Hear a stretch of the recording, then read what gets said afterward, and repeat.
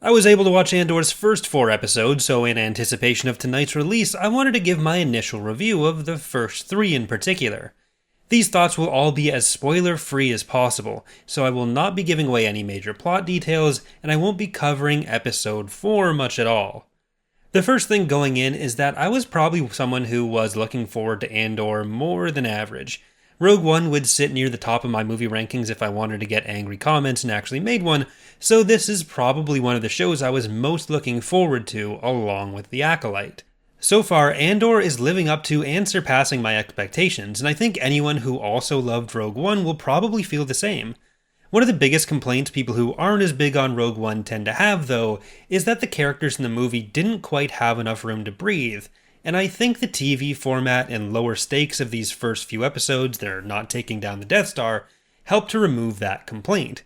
Episodes 1 through 3 really do feel like one movie on their own, and while there's plenty of action where there needs to be, a lot of the time is dedicated to getting to know Cassian along with some of the other characters, and learning about the situation on Ferrix.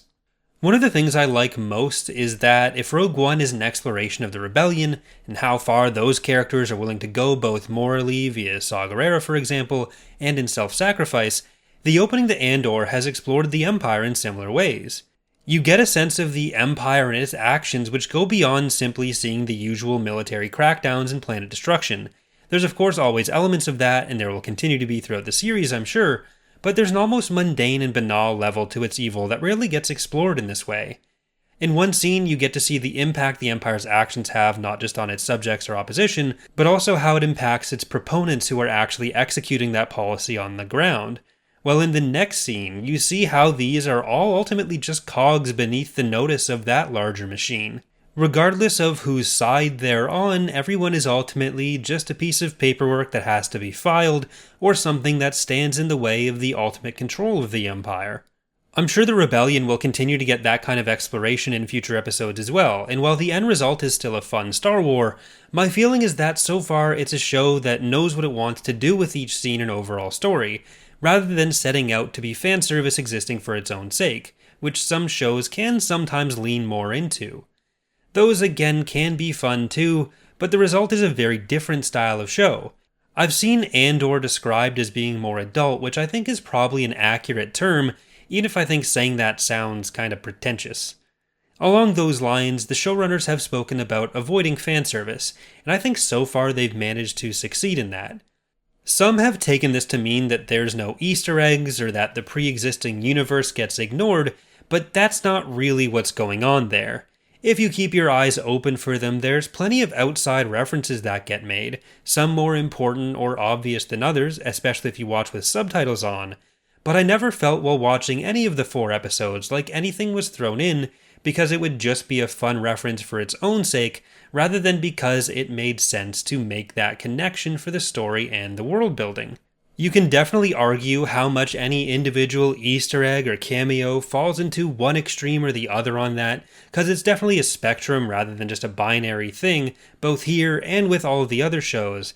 But my baseline is usually how much of a barrier is something going to be for someone who's less familiar with other material in getting into the show.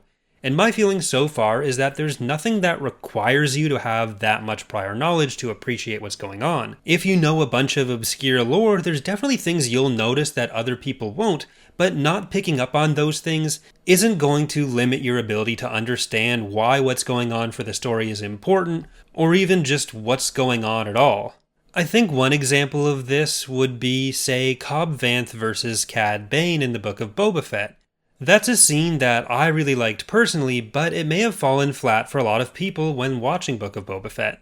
I knew who Cad Bane and Cobb Vanth were going in, whereas I think a lot of people, if they didn't watch The Clone Wars, The Mandalorian, or read the Aftermath books, they may not know what's going on there, and it may just seem like 2 random guys that are standing in the desert having a fight for a reason that they don't quite understand yet. Especially since the end with Cobb Vanth doesn't really pay off until essentially an end credits scene where it's revealed he's still alive. And again, you could definitely disagree with the extent to which I'm arguing that, but my main point is that it's a spectrum, and in my opinion on the whole, I think Andor falls more to the correct side of that spectrum. At least as far as accessibility goes.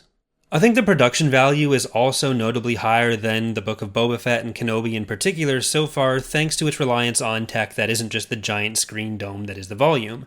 I don't hold those against those shows too much, since the volume is still a really interesting technology that's going to take some getting used to, but I did feel that even Mandalorian Season 2 tended to look a bit better than those.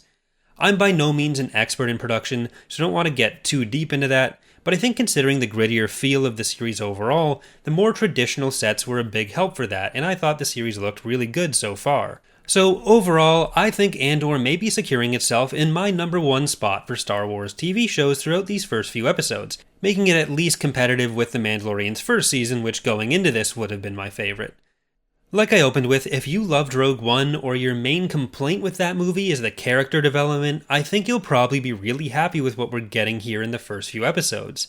If you're looking for something with more light moments or that's more overt with its connections, then it's probably going to appeal less through these first episodes.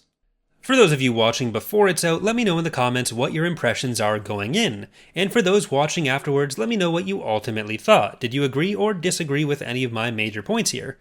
On Thursday, Eckhart's Ladder and I will be talking about the show in more detail on our podcast Tapcaf Transmissions, both with a spoiler-free and then full spoiler sections.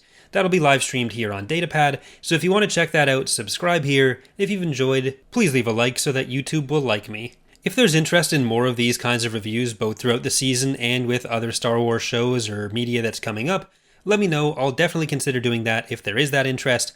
Either way, thank you so much for watching, and I hope to see you next time.